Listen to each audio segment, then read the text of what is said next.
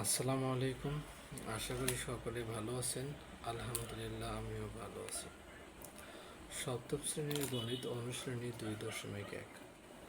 উদাহরণ 6। 12 জন লোক একটি কাজ 9 দিনে করতে পারে।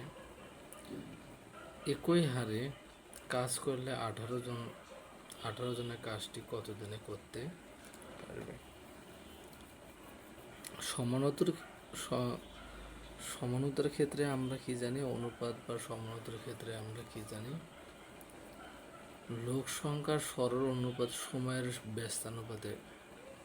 ব্যস্তানুপাতের সমান হয়। লোক সংখ্যার সরল অনুপাত সময়ের ব্যস্তানুপাতের সমান। লোক সংখ্যার অনুপাত সমান সমান সময়ের অনুপাত। অতএব লোক সংখ্যা কত ছিল? 12 জন। অনুপাত কয়জনে করতে চাইছিল? আবার 12 জনে 18 সমান সমান। যদি আমরা ব্যস্তানুপাত করি তাহলে আগে আমাদের কি আসবে? নির্ণয় সময়।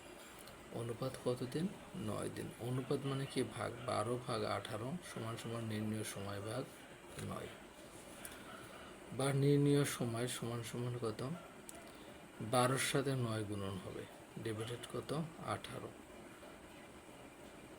3 6 18, 6 দুগুণে 12।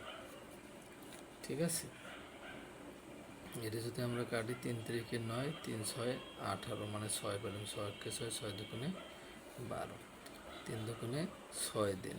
উত্তর কত হবে? 6 দিন। সকলকে ধন্যবাদ।